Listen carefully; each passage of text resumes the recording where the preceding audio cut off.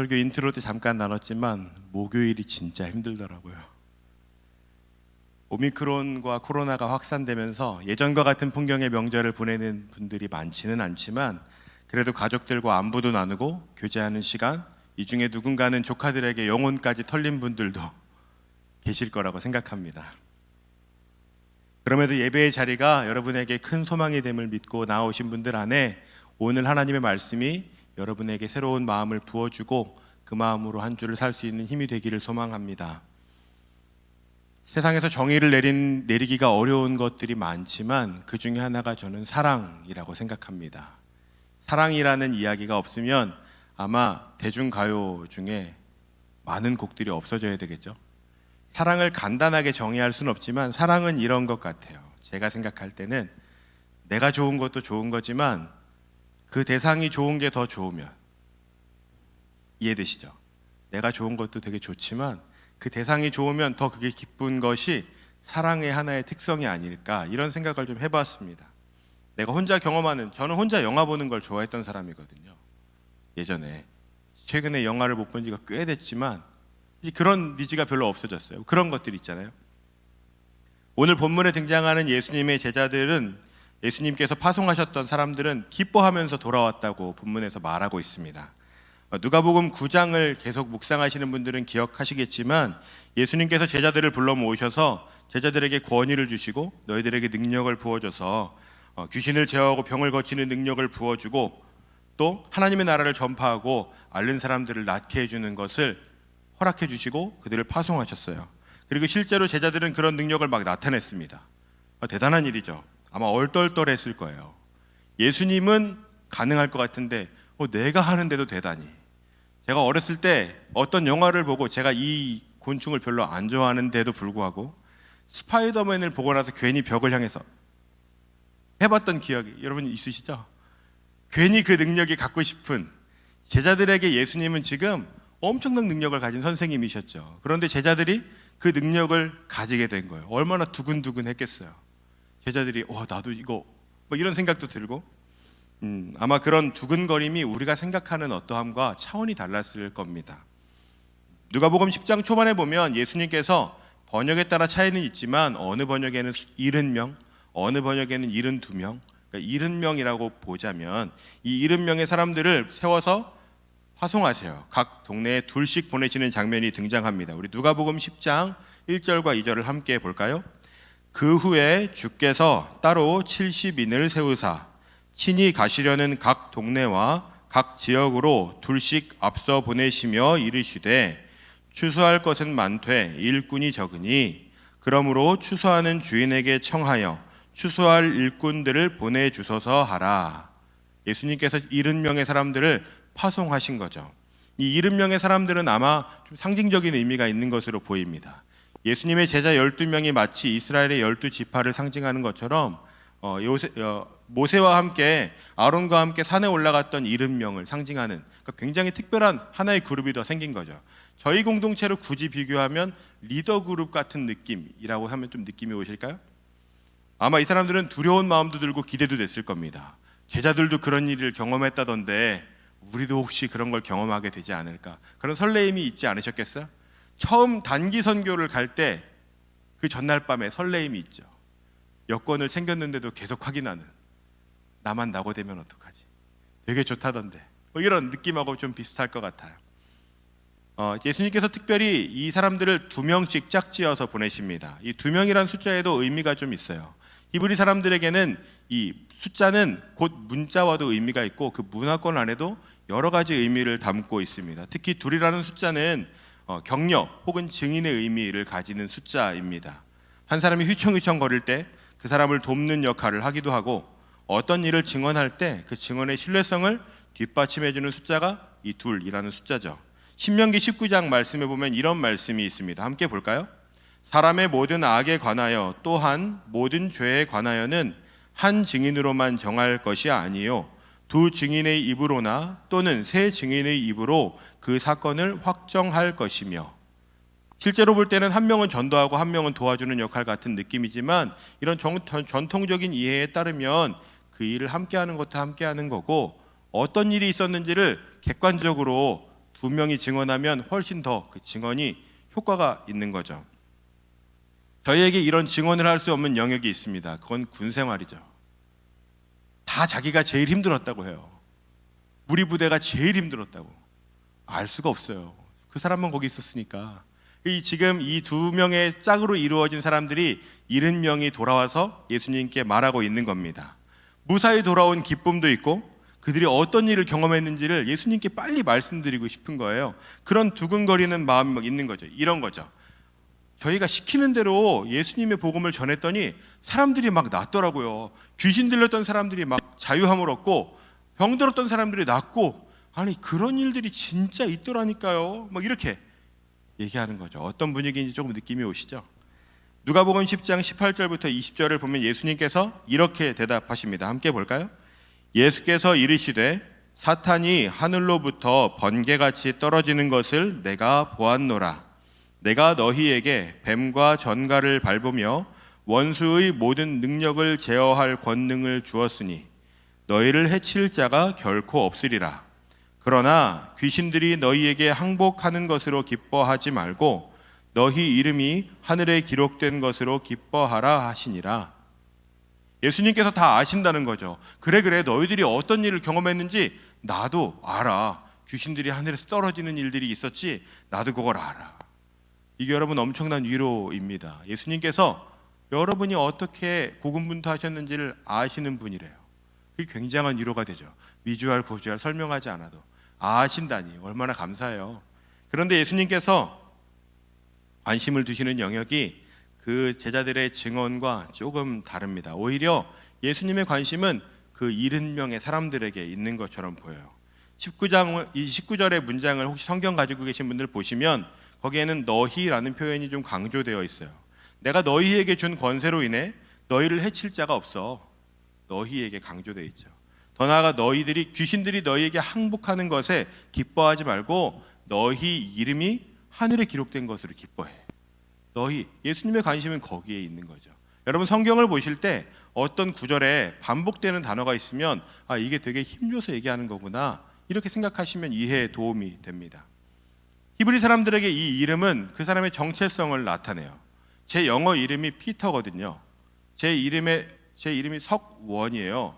저희 할아버지가 그걸 의도하고 짓지는 않으셨겠지만 반석이라는 뜻을 가져서 제가 피터라고 졌죠.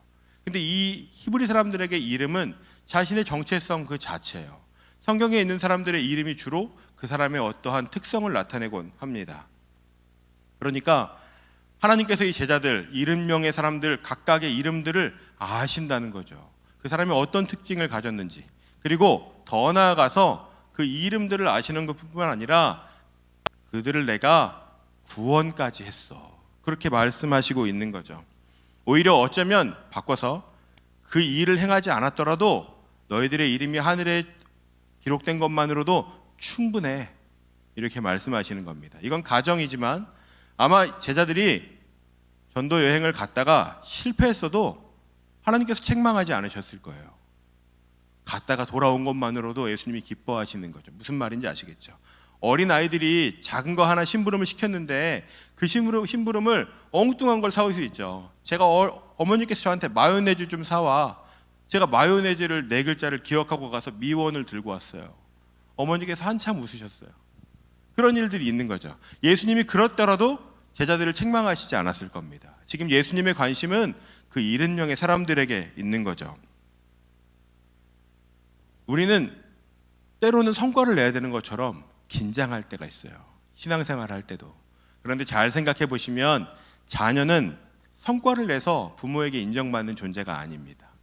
자녀는 자녀이기 때문에 인정받는 것이 더 많죠. 어떤 일을 잘해서 박수 쳐줄 때도 있지만 어떤 일을 못했다고 해서 너는 내 자녀가 아니야. 세상의 부모도 그렇게 하지 않죠.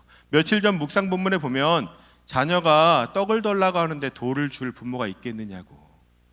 하나님은 그런 분이 아니십니다. 하나님께서 자녀들에게 주신 특권이 있는 거죠. 때로는 뻔뻔해 보여도 우리는 어쩌면 굉장히 뻔뻔하죠. 하나님 앞에 기도하는 제목은 굉장히 많고 그러면서 약간 긴장도 하지만 그래도 살짝 기대하고 이 기도 제목이 이루어졌으면 좋겠다. 그런데 오늘 하나님께서는 그것도 괜찮다고 말씀하시는 것 같아요. 그런데 지난주 목요일 며칠 전 본문에 예수님의 관심과 제자들의 관심이 좀 다른 영역이 나타납니다. 제자들은 지금 능력, 내가 나중에 예수님께서 메시아가 되시고 왕이 되시면 나는 어떤 자리 맡을까? 나는 무슨 일 하게 될까? 거기에 제자들은 관심이 있어요. 예수님의 관심은 오히려 거기보다는 지금 마주하고 있는 사람들에게 있습니다. 예수님은 그 사람에게 집중하시는 거죠. 또 예수님은 이 땅 가운데 내가 왜 왔는지에 관심이 있으신 분이세요. 그러니까 제자들의 관심과 예수님의 관심에는 조금 차이가 있죠. 오늘 여러분에게는 관심의 영역이 무엇입니까? 어떤 것에 관심을 두고 계세요? 제가 사무실에 커피 메이커를 놓고 싶은 생각이 들었어요. 시간만 나면 커피 메이커를 검색합니다. 이젠 거의 공부가 끝났습니다. 저한테 혹시 상담하고 싶으시면 관심을 두는 영역이 있죠. 내가 시간이 나면 찾아보고 알아보고 유튜브로 보고 그런 거 있잖아요. 여러분의 관심의 영역. 하나님은 어떤 영역에 관심이 있으실까요? 여러분 생각해 보신 적 있으세요? 하나님은 오늘 지금 어떤 영역에 관심이 있으실까? 하나님은 내 일상 가운데 어떤 것을 주목해 보고 계실까? 여러분 그런 것을 한번 생각해 보실 필요가 있습니다. 본문 21절부터는 예수께서 성령으로 기뻐하시며 하나님께 기도하시는 모습이 등장해요. 21절 함께 읽어볼까요? 그때에 예수께서 성령으로 기뻐하시며 이르시되 천지의 주제이신 아버지여 이것을 지혜롭고 슬기 있는 자들에게는 숨기시고 어린 아이들에게는 나타내심을 감사하나이다. 옳소이다. 이렇게 된 것이 아버지의 뜻이니이다. 여기에 사용된 기뻐하시며라는 단어는 총 3번 등장하는데요. 이 단어가 17절, 21절, 21절에 등장해요. 누가는 이 단어를 조금씩 다르게 사용했습니다. 17절에서 70명의 파송되었던 사람들이 돌아와서 예수님께 기뻐하면서 얘기했을 때는 카라라는 단어를 써요. 저 단어는 이럴 때 자주 사용하는 겁니다. 명절에 오랜만에 가족들을 만나면 그동안 잘 지내셨죠? 어떻게 지내셨어요? 그러니까 이런 안부의 느낌, 그런 거죠. 다시 말하면 예수님께 저희 무사히 돌아왔어요. 저희 잘 마치고 왔어요. 그런 느낌이라고 볼 수 있습니다. 그리고 나서 20절에 등장하는 기쁨은 이 카라의 원형, 이 카이로라는 단어를 사용해요. 그러니까 이 두 개는 좀 비슷한 말이죠. 그런데 21절에 등장하는 단어는 누가는 일부러 좀 다른 단어를 사용했습니다. 아갈리아오라는 단어인데요. 그때 예수께서 성령으로 기뻐하시며라는 이 단어입니다. 이 단어는 두 가지가 합성된 거예요. 한 가지는 많은이라는 뜻이고요. 또 하나는 날뛰다, 돌진하다 이런 뜻이에요. 그러니까 예수님께서 기쁨을 엄청 표출하셨다 이런 느낌이죠. 이 단어는 통상 성경에서 제사를 드리면서 엄청 기쁨을 느꼈을 때 사용하거나 엄청나게 감격스러운 일이 있을 때, 그러니까 비교하자면 일반적인 기쁨과는 조금 다른 더 깊은 차원의 높은 차원의 기쁨이겠죠. 그런 것을 말하는 거죠. 예수님께서는 무엇 때문에 이렇게 기뻐하셨을까요? 씩 웃으신 정도가 아니고 엄청 기뻐하셨대요. 예수님이 기뻐하셨던 건 아마 사람들의 어려운 문제가 해결되고 그 사람들이 능력을 나타내고 그런 것이 아니라 지금 이 본문에서 보면 아버지의 뜻이 이루어지는 것을 보고 기뻐하고 계십니다. 아버지의 뜻이 이루어지는 것. 때로 예수 믿는 것이 어쩌면 좀 심각하고 고민스럽고 사소한 것 하나에서도 의미를 찾아야 하고 주저되고 그럴 때 그런 것처럼 오해가 될 때가 많이 있습니다. 그런데 본문을 보면 예수 믿는 건 생각보다 되게 단순한 것이라고 생각할 수 있어요. 그것은 하나님의 뜻이 이루어지는 것, 하나님의 뜻이 이루어지는 삶을 사는 것이라고 볼 수 있습니다. 여러분 예수님을 오해하지 마십시오. 예수님께서 이렇게 미간에 주름지도록 인상 쓰시고 그거 아니야, 자식들 말이야, 이러신 분만은 아니었습니다. 예수님은 불의에 호통치시고 불의에 대항하신 적도 있지만 아버지의 뜻이 이루어지는 일에는 엄청나게 기뻐했던 분이세요. 우리가 찬양할 때 기뻐하는 것과 비교할 수 없는 기쁨을 나타내시는 분이셨습니다. 자, 이 시간 핸드폰을 한번 꺼내보시죠. 한번 적어볼까요? 내가 기뻐하는 것들, 최근에 내가 기뻐하는 영역들은 뭐가 있는지 적어도 한 2가지 정도 한번 적어보시죠. 난 이거 최근에 좀 되게 기뻤어, 혹은 이건 내가 되게 행복했어, 이건 내가 되게 소소하지만 인스타에 올리고 싶은 그런 순간 있잖아요. 적어보시죠 한번. 누구한테 보여줄 거 아니니까. 어떤 것들이 있을까요? 어떤 상황들, 누군가가 한마디를 해줬는데 그게 엄청 따뜻했다거나 그런 것도 있을 수 있죠. 좀 막연하시면 코로나가 풀리면 난 뭘 하고 싶은지 한 2가지 정도 노트에 적으셔도 좋고 핸드폰에 적으셔도 좋고. 자, 그리고 엔터를 2번 쳐보시죠. 딱딱 엔터를 치시고, 자, 그럼 하나님은 오늘 여러분에게 어떤 걸 기대하시면서 기뻐하실까 한번 생각해 보시겠어요? 하나님은 내가 뭘 하면 기뻐하실까? 내가 어떤 걸 할 때 하나님은 기뻐하실까? 하나님의 뜻이 내 삶에 이루어지는 영역은 뭐가 있을까? 적어보시죠. 조금 쉽지 않죠? 한 가지라도 괜찮습니다. 정답은 없으니까. 네. 숨막히는 정적은 적고 계시는 거죠? 저도 하나님 저한테 원하시는 게 뭘까? 제가 말씀을 설교를 준비하기 위해 보는 거 말고 말씀을 사랑해서 보는 거 하나님 이거 되게 기뻐하실 것 같다 이런 생각이 들더라고요. 함께 사역하는 분들이 느끼실 때 내가 진짜 스프링 청년부에서 하는 것들이 진짜 너무 행복해. 이런 공동체가 될 수 있도록 어떻게 하면 행복하게 만들어 드릴 수 있을까? 하나님 그거 행복하실 것 같아요. 여러분들 적어보셨죠? 이따가 제가 이걸 조금 더 다룰 겁니다. 아까 예수님께서 아버지의 뜻이 이루어지는 것을 기뻐하신다고 하셨어요. 아버지의 뜻이 뭘까? 이게 참 고민스럽죠. 아버지의 뜻은 구체적으로 21절 중반부 이후에 이렇게 등장합니다. 구원을 베푸시는 일을 위해서 선택한 사람들 때문이에요. 상식적으로 세상에서도 아니면 지혜로운 사람들도 이런 사람을 선택합니다. 경험이 있거나 지혜롭거나 슬기 있는 사람들을 선택하죠. 그래서 많은 회사에서 신입사원을 뽑지만 경력직을 뽑아요. 굉장히 이상한 일이죠. 능숙한 사람을 원하는 거죠. 근데 하나님께서는 그 방법을 선택하시지 않았어요. 오늘 본문에서는 어린 아이와 같은 자들에게 나타내셨다. 이 어린 아이와 같은 자들의 어린 아이가 성경에 몇 번 등장하지 않습니다. 특히 복음서에는 3번 등장하는데요. 보면 지혜롭고 슬기 있는 자들에게는 숨기시고 어린 아이들에게 나타내심을 감사하나이다. 어린 아이는 이런 의미이죠. 하나님의 돌보심을 받거나 보호를 받거나 보호가 절대적으로 필요한 존재, 하나님이 없으면 안 되는 존재들에게 하나님께서 그렇게 구원의 일들을 이루신 것이 기쁘시다. 이 문장을 유대인들이 봤으면 굉장히 불편했을 거예요. 유대인들에게 구원은 이런 사람들에게 허락된 것이었어요. 똑똑하고 공부를 많이 하고 율법을 많이 외운 사람들, 율법을 달달달달 외워서 툭 치면 나올 수 있는 사람들이 구원받는다. 지혜가 있는 사람들, 나이가 있는 사람들이 구원받는다고 생각했던 시대였기 때문에. 그런데 하나님께서 오늘 이렇게 말씀하시는 거죠. 누가복음 18장 17절에 누가는 이렇게 기록했습니다. 함께 볼까요? 내가 진실로 너희에게 이르노니 누구든지 하나님의 나라를 어린 아이와 같이 받아들이지 않는 자는 결단코 거기 들어가지 못하리라 하시니라. 어린아이들의 특징이 몇 가지 있는데요. 의지할 대상이 필요하고 포기하지 않는 돌봄이 필요하다는 것입니다. 또 하나의 특징은 보이는 대로 따라한다는 거죠. 재밌죠? 성경은 우리를 어린아이나 양으로 비유하곤 합니다. 지난주 담임 목사님 설교에서 양과 목자의 비유 기억하시죠? 양은 아주 재밌는 동물이에요. 제가 영상을 하나 준비했는데 양은 이런 동물입니다. 잠깐 보실까요?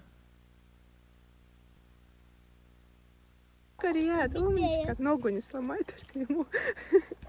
Умничка, умничка, за обе ноги. Молодец, Ряд, умничка, умничка. Все, операция удалась. Дурак! 완전 우리 같은 느낌이죠. 양은 이렇습니다. 힘들게 빼냈는데 아주 아름다운 곡선을 그리면서 탁 들어가는 터지는 존재들이 양이에요. 성경은 우리를 양과 같다고 얘기해요. 목자가 아무리 돌봐줘도 제대로 걷는 것조차 잘 안 되고 공격성도 없어요. 고양이처럼 냥냥 펀치 하듯이 맹수가 달려들어도 대항하지 못하는. 왜 성경은 우리에게 이렇게 우리를 어린아이나 양으로 그리고 있을까요? 우리가 무능해서일까요? 저는 그것이 아니고 우리에게 그만큼 하나님이라는 분이 필요하다는 것을 강조하는 표현이라고 생각합니다. 우리에게 하나님은 그렇게 필요합니다. 많은 사람들은 그 도움 없이도 살아갈 수 있다고, 내 지혜와 내 경험 가지고 살 수 있다고 말하지만, 여러분 지지난주 설교 기억나세요? 말씀을 듣고 행하는 사람과 말씀을 듣고 행하지 않는 사람, 두 모든 부류에게 풍랑이 찾아오고 파도가 일면 그때 알 수 있다고. 우리에게는 하나님의 도우심이 절대적으로 필요해 보입니다. 고린도전서 1장 18절에 보면 이런 말씀이 있어요. 십자가의 도가 멸망하는 자들에게는 미련한 것이요 구원을 받는 우리에게는 하나님의 능력이라. 하나님의 능력이라는 것이 우리에게 필요한 이유는 그것이 우리의 유일한 능력이기 때문입니다. 그런데 이런 진리를 아는 것이 누구에게나 다 주어지는 건 아니에요. 계속된 예수님의 말씀은 이것입니다. 누가복음 10장 22절입니다. 내 아버지께서 모든 것을 내게 주셨으니 아버지 외에는 아들이 누구인지 아는 자가 없고 아들과 또 아들의 소원대로 계시를 받는 자 외에는 아버지가 누구인지 아는 자가 없나이다 하시고, 예수님께서는 지금 아버지의 절대 주권이 나에게 와 있다고, 아버지의 뜻이 곧 나의 뜻이라고 이렇게 말하는 거죠. 아버지의 소원이 곧 나의 소원. 우리가 하나님을 아버지로 모시며 살아가는 것, 그러니까 이건 굉장히 위대한 일입니다. 나는 그냥 나를 내가 구원받기 위해서 예수를 믿는 것인데, 하나님은 그것이 너가 나를 믿기로 한 것이 곧 내가 가장 원하는 일이야. 아버지의 뜻이 이루어지는 일이야. 어린아이와 같은 이들이 하나님을 믿고 구원받는 거야. 하나님의 사람으로 살아가는 것, 그것이 하나님의 뜻이라는 거죠. 이건 굉장히 우주적인 차원입니다. 나는 개인의 구원을 위해 예수 믿기로 결정했죠. 하나님의 차원에서는 그게 하나님의 뜻이라는 거예요. 여러분이 어떤 능력을 가져서 대단한 능력에 있어서 와, 그 사람이 예수 믿는데 박수 이런 것이 아니고, 그 사람 자체가 예수를 믿는 것, 구원받는 것, 그것만으로도 충분하다는 거죠. 마치 1000피스짜리 퍼즐에 내가 예수를 믿는 것이 마지막 한 조각이 되는 것처럼, 그것이 완성되는 것이 우리에게 달려있다는, 예수님께서 그러니까 엄청 기뻐하셨다는 거예요. 그 일을 보고 엄청 기뻐하셨다고요. 23, 24절을 보면 예수님께서 제자들에게 이렇게 말씀하십니다. 너희가 경험한 것이 많은 선지자들과 임금들이 찾고 꿈꾸고 구하던 거야. 인생의 의미는 무엇인지, 하나님의 뜻은 무엇인지, 우리가 존재하는 이유는 무엇인지와 같은 것들 말이죠. 여러분 잘 생각해 보십시오. 많은 사람들이 삶의 의미를 찾고 삶의 가치가 무엇인지를 찾아요. 근데 이스라엘 백성들이, 여러분, 예수님을 만난 적이 없죠. 이 구약 시대 이스라엘 백성들은 예수님을 만난 경험이 없어요. 포로기로 끌려가서 왜 우리가 여기에 와 있는지를 찾다가 그들의 인생이 다 끝났습니다. 많은 선지자들이 예수님에 관해 예언했지만 그들이 예수님이 실제로 어떤 말씀을 하셨는지는 아무도 들을 수가 없었어요. 지금 오늘 이 70명의 사람들, 구원받은 이 사람들은 예수님의 그 가르침, 아버지 하나님의 뜻이 무엇인지 그것을 경험한 사람들이죠. 수많은 선지자들과 임금들이 원하던 것. 근데 여러분, 놀라운 사건은 뭔지 아세요? 저희는 그걸 이 한 권의 성경책 안에서 접할 수 있어요. 수많은 사람들이 원하고 찾고 구하던 하나님의 뜻이 어디 있는지, 여러분, 그것이 여러분이 마음만 먹으면 펼칠 수 있는 말씀 안에 담겨 있어요. 그 사람들이 평생토록 찾던 것입니다. 여러분, 근데 이 말씀을 펼치지 않으면 알 수가 없어요. 알 수가 없는 것이죠. 그래서 여러분에게 이 말씀에 대한 것들 고민해 보시라고, 읽어 보시라고, 같이 도전하는 것입니다. 하나님의 말씀을 경외하며 사는 사람들이 어떤 삶을 살아가게 되는지 이 말씀에 다 적혀 있어요, 여러분. 오늘 본문을 통해서 우리가 알 수 있는 하나님이 정말 원하시고 기뻐하시는 것이 무엇일까, 이런 질문을 좀 던졌습니다. 여러분, 아까 적으셨던 것들 있죠? 한번 다시 보실까요? 아까 적으셨던 것들, 내가 원했던 거 첫 번째, 두 번째 거 있으시잖아요. 세 번째, 네 번째. 그리고 하나님이 원하시는 것 같은 것도 적으신 거 있으시죠? 제가 곰곰이 생각해 봤어요. 하나님이 진짜 원하시는 건 뭘까? 하나님이 진짜 원하시는 한 가지가 뭘까? 여러분, 뭘 것 같으세요? 성경을 많이 보는 거, 전도를 많이 하는 거, 여러분이 사회적으로 엄청나게 성공해서 누구에게나 다 인정받는 삶을 사는 거. 저는 하나님이 우리에게 진짜 원하시는 건 하나님이 여러분과 함께하는 거라고 생각합니다. 70명의 사람들이 예수님께 돌아왔을 때 예수님이 기뻐하셨던 이유가 뭔지 아세요? 내가 너희를, 양들을 이리 때에 보내는 것 같다고 말씀하셨거든요. 그 사람들이 예수님께로 돌아오는 거, 예수님과 함께 그것을 나누는 거. 성공했든지 실패했든지, 이것이 기대와 같든지 같지 않든지 상관없이 하나님이 오늘 여러분에게 기대하시는 것은 하나님의 사람들이 하나님과 함께 하는 것, 일상을 어떻게 살아냈는지, 실패하면 어떻게 실패했는지, 여러분 성과를 내거나 효율적으로 신앙을 생활을 하거나, 하나님 그런 것 원하시는 것 아닌 것 같아요. 어쩌면 우리가 두 번째 적었던 것들 중에서는 하나님께 했던 오해들이 좀 있을 수 있죠. 하나님은 이런 분이야, 하나님은 내가 성경 삼독하기를 원하시는 분이야. 여러분, 하나님은 성경을 삼독 여러분이 하신다고 해서 하나님의 영광이 더 배가 되는 것 아닙니다. 마치 탕자의 비유의 큰아들처럼, 달란트 비유의 한 달란트 받은 사람처럼 우리는 하나님을 그렇게 오해할 때가 종종 있어요. 내가 무언가 하나님께 보답해드리면 하나님 기뻐하실 것처럼. 그런데 오늘 본문에서는 예수께서 기뻐하신 것은 그 이유가 아버지의 뜻이 이루어진 것 때문이라고. 아버지의 뜻은 무엇이냐면 어린아이와 같은 사람들에게 하나님이 그 영광을 나타내신 것. 그 사람들, 너희의 이름이 하늘에 기록된 것으로 기뻐하라고. 그것이 오늘 예수님께서 기뻐하시는 단 하나의 이유입니다. 오늘 저희 집에 저희 아버지가 오세요. 명절 때 못 뵈가지고 주일 저녁에 잠깐 보자고. 오미크론 겁나니까 밖에도 못 나가고. 부모님이 저희 집에 오시면 뭘 기뻐하실까요? 막 엄청 근사한 스테이크를 막 구워가지고, 혹시 미슐랭? 뭐 이런 느낌? 그거 보고 아버지께서 와 이거야 이러실까요? 그러시지 않죠. 아버지께서 오시는 이유가 뭐겠어요? 같이 시간 보내려고 오시는 거잖아요, 그죠? 제가 전화 자주 못 드리거든요. 아버지께서 몇 해 전부터 저한테 하시는 말씀이 있어요. 전화 좀 자주 해. 전화를 자주 한다고 대단한 말을 하는 것도 아니에요, 사실.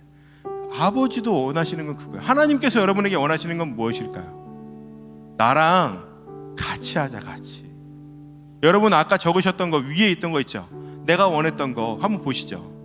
여러분 그 중에 혹시 하나님하고 같이 하기 좀 애매한 거 있으세요? 그건 여러분 당장 지우십시오. 그건 여러분을 경건치 못하게 하거나 여러분을 죄악의 길로 이끌 가능성이 높습니다. 그렇지 않고 지우지 않아도 되는 거 있으시죠? 커피 메이커 사고 싶어 이거 있잖아요. 하나님 이거 뭐라고 생각하실까요? 야 무슨 커피 메이커야 이러실까요? 전 아니실 거라고 생각해요. 여러분이 행복을 느끼는 영역을 하나님이 모르시겠어요?